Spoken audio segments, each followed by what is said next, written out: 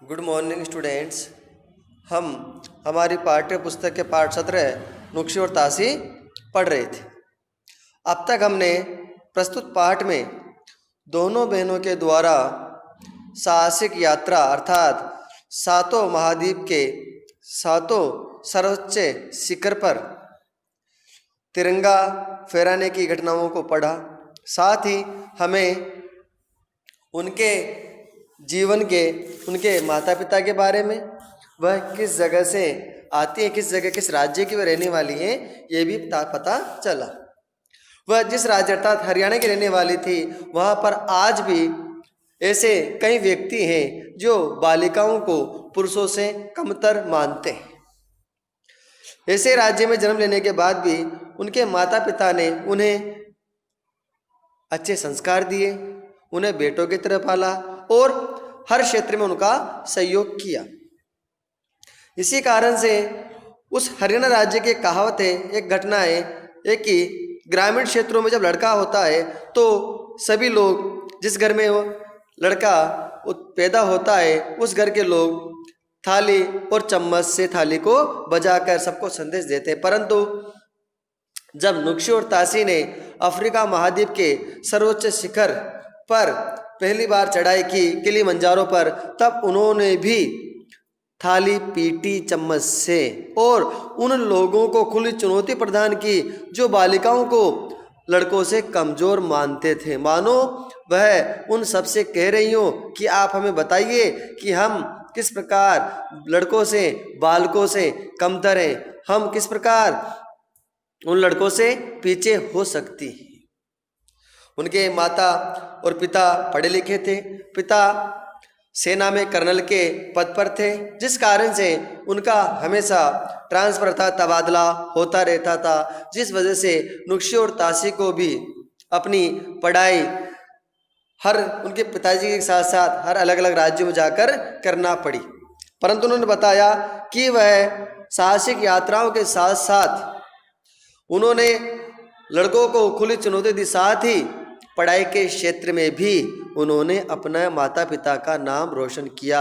जिस प्रकार साहसिक यात्राओं से उन्होंने माता पिता, अपने देश, अपने राज्य का नाम तो रोशन ही किया, साथ ही पढ़ाई में भी उन्होंने अपने माता पिता का नाम रोशन किया।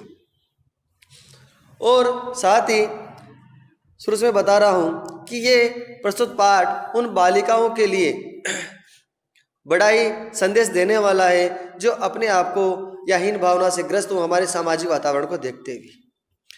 नुक्शी और तासी संदेश दे रही हैं कि हमें कभी भी किसी प्रकार की हीन भावना से ग्रसित नहीं होना है, अपने लक्ष्य की ओर बड़े ही उत्साह और प्रेरणा से बढ़ना है।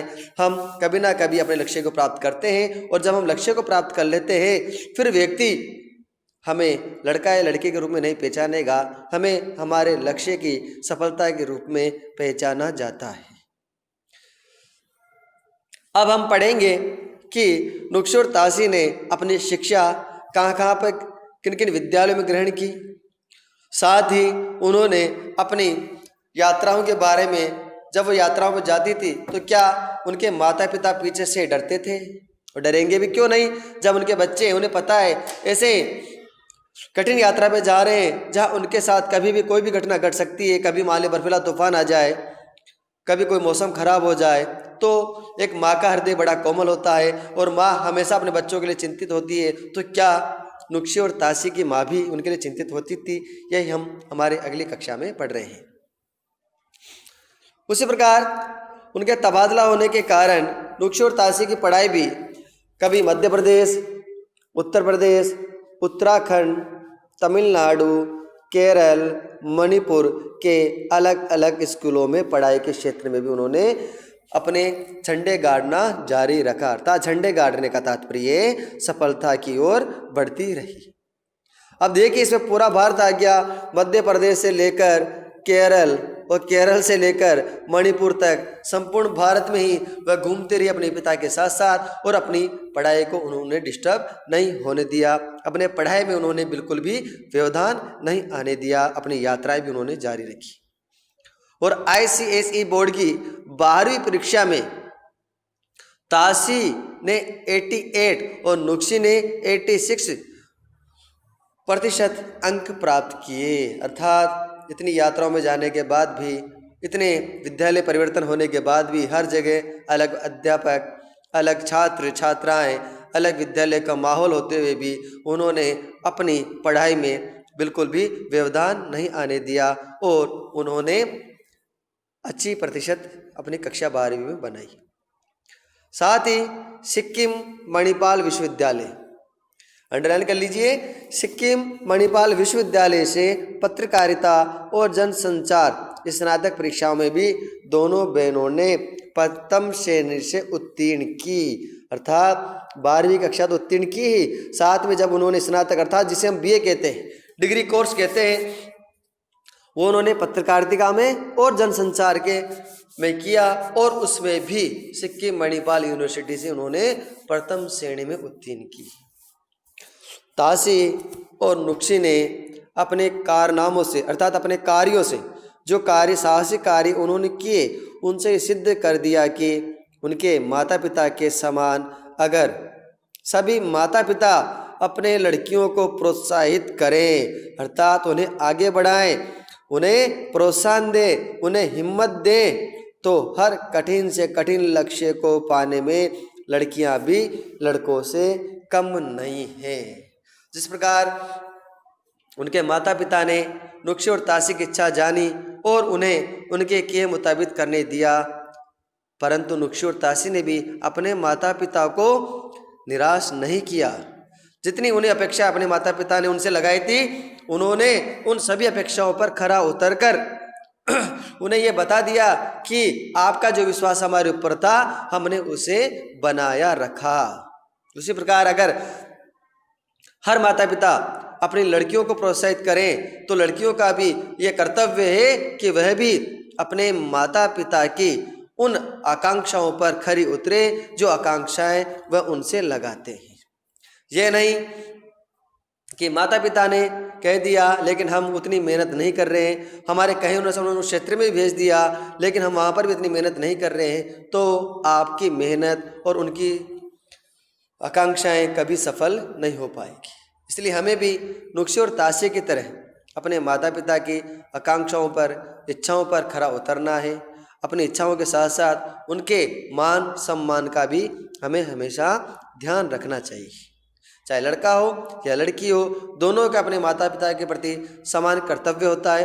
एक कर्तव्य होता है कि उनके कारण कभी भी अपने माता पिता को किसी भी प्रकार का असामान्य व्यवहार या अपमानित ना होना पड़े। इसलिए हमें तो माता पिता को तो चाहिए कि वे अपने बच्चियों को आगे बढ़ाएं, साथ ही हमारा कर्तव्य है कि हम भी उनकी आकांक्षाओं पर खरे उतरें।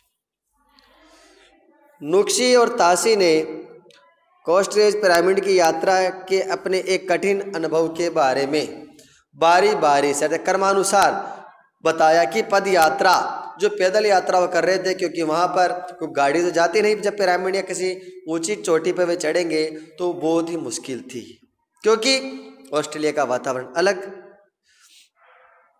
वहाँ पर आधे दिन तो बरसात होती थी। माउंट कास्टरेज पिरामिड ऑस्ट्रेलिया में है, तो कह रहे हैं आधे दिन तो बरसात होती थी और फिर पूरे दिन हम जंगलों के माध्यम से चलते रहते थे। अर्थात आधे दिन बारिश होती, बारिश रुकने के बाद जितना भी समय उनके पास बचता, उस समय में वो जंगलों में से चलते रहते थे। परंतु भारी बारिश के कारण रास्ते भी बारिश की वजह से कीचड़दार और गंदे हो गए थे। अर्थात जंगलों में बारिश हो रही थी, बारिश की वजह से मिट्टी भी कीचड़ हो गई थी और उन्हें लगातार रबड़ के जूते पहनने पड़ते थे, क्योंकि अगर दूसरे जूते पहनते तो गीले हो जाते हैं, रबड़ के जूते गीले नहीं होते हैं। परंतु कीचड़ में उन जूतों के साथ चलना वास्तव में काफ़ी मुश्किल हो गया था, क्योंकि हो सकता है कीचड़ ज़्यादा हो तो उनके पैर उस कीचड़ में धंस जाते हो।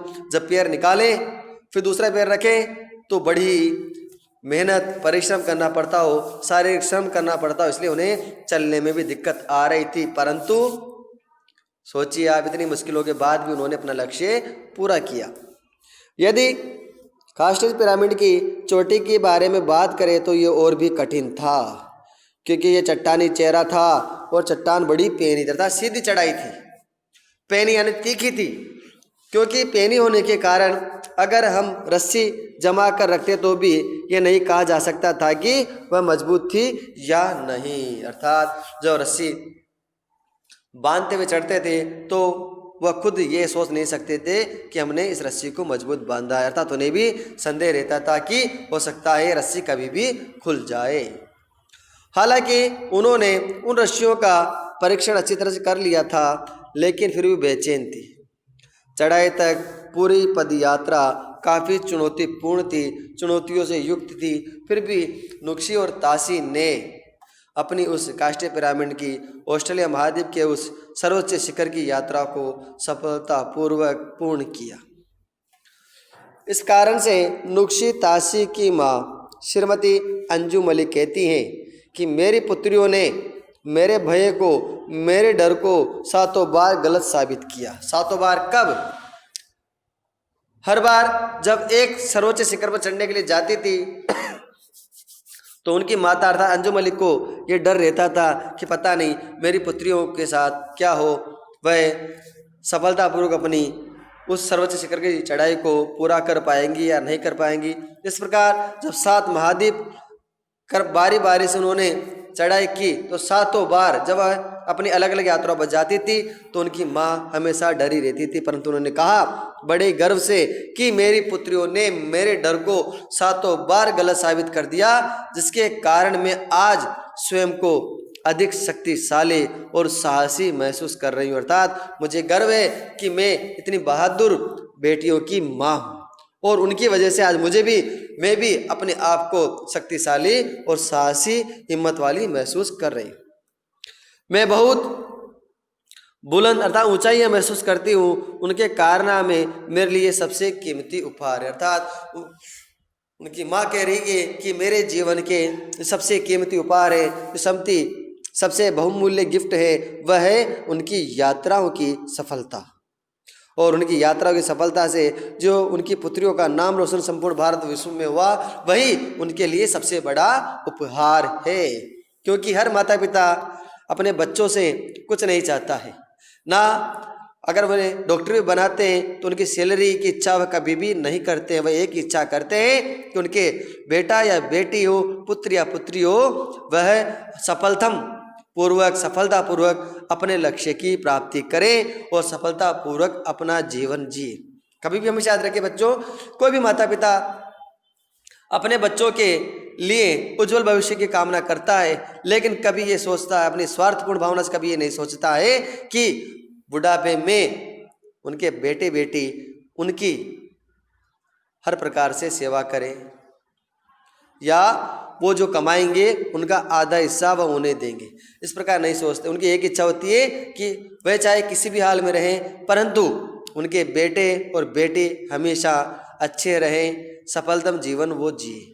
इसलिए कितनी बार देखना, माता पिता हमारे लिए कितना ही त्याग करते हैं। हमारी खुशियों के लिए वह स्वयं अपनी खुशियों का त्याग कर देते हैं, परंतु हमें बिल्कुल भी एहसास नहीं होने देते कि उन्होंने ऐसा कर रहे हैं। इसलिए हमारा कर्तव्य है कि वह चाहे या नहीं चाहे, परंतु हमें हमेशा उनका साथ निभाना है। जब तक है तब तक हमें अपने कामों से, अपने कार्यों से, मेहनत से उनका नाम रोशन करना है और उन्हें समाज दिलाना चाहिए। अब उनके पिता की बारी है। सेवानिवृत्त कर्नल वीएस मलिक कहते हैं कि मैं अपनी पुत्रियों के साहस, धैर्य और उनके सपनों की एकल खोज पर भय और गौरव के साथ अवाक अर्थात हैरान, क्योंकि उन्हें भरोसा नहीं था कि वह इतनी जल्दी इन सभी यात्राओं को पूरा कर लेंगे। इसलिए वह हैरान है। वो कह सकते हैं कि जब हमारे बच्चे हमसे भी अधिक बड़ा कोई साहसिक सपना देखते हैं, अर्थात जितना हम नहीं सोचते हैं उससे भी बड़ा वह सोचते हैं, साहसिक कार्य सोचते हैं और उसे पूरा कर देते हैं, तो वह समय हमें स्वयं को थपथपाने का है। स्वयं को थपथपाने का अर्थात स्वयं को शाबाशी देने का है। क्यों? क्योंकि एक माता पिता के संस्कार जब देखते हैं कि उनके बच्चों को अच्छी तरह से मिले हैं और उनके बच्चे उन संस्कारों पर चलकर सफलता के जीवन जी रहे हैं, तो वे स्वयं मन ही मन अपने आप को शाबाशी देते हैं कि उनके जीवन में जो अपने बच्चों को उन्होंने संस्कार दिए वह बिल्कुल सही थे और उन्होंने अपने कर्तव्य को बड़ी ईमानदारी से निभाया है। इसलिए वह कह रहे हैं कि जब मेरी बेटियों ने मुझसे भी अधिक शक्तिशाली और साहसिक सपना देखा और उसे पूरा किया, तो वह समय मुझे मेरी पीठ थपथपाने का था, अर्थात मुझे ये एहसास कराने का था कि मैंने जो कार्य उनके लिए किया है, मैंने जितनी मेहनत उनके लिए की है, उतनी ही मेहनत उन्होंने भी अपना सपना पूरा करने के लिए की है और वह उस सपने में सफल हुई है।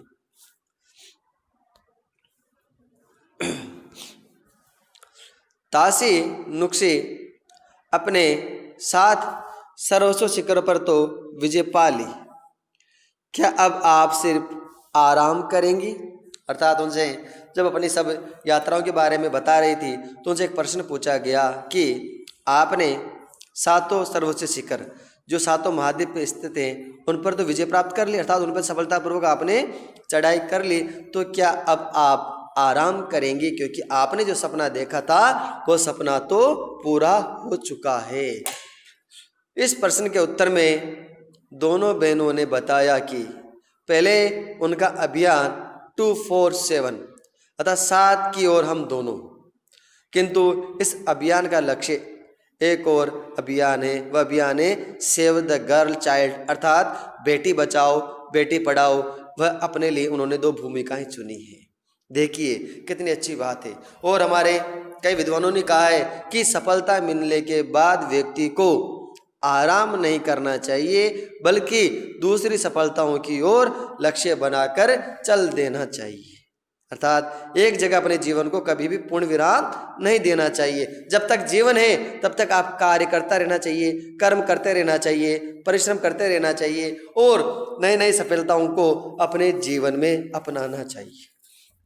इसी कारण दोनों बहनों ने बड़े गर्व से कहा कि 247 7 की ओर हम दोनों अर्थात उन सातों महाद्वीप की ओर हम दोनों जाना चाहती थी, परंतु अब इस लक्ष्य का एक और अभियान है सेव द गर्ल चाइल्ड। जब उन्होंने देखा कि आज भी उनके समाज में ऐसे व्यक्ति हैं जो बच्चियों को उनके जन्म से पहले मार देते हैं, बच्चियों को वह आज भी आगे बढ़ने से रोकते हैं, उन्हें लड़कों के बराबर नहीं समझते हैं, तो उन्होंने एक अभियान बनाया कि आज से वे एक नया अभियान चुनती है और वह है बेटी बचाओ बेटी पढ़ाओ। अर्थात वे लोगों को समाज में घूम घूम कर एक संदेश देंगी कि आप अपनी बेटियों को बचाइए, अर्थात उनकी रक्षा कीजिए, उन्हें कभी भी बच्चों से कमज़ोर मत मानिए। जिस प्रकार हमने एक बेटी होते हुए भी वह सारे काम किए हैं जो एक बेटा कर सकता है, तो आपकी बेटी भी आपके नाम और समाज के नाम को रोशन कर सकती है। आप भी उन्हें बचाइए और उन्हें पढ़ाइए ताकि वह अपने जीवन में कभी पीछे मुड़कर ना देखें।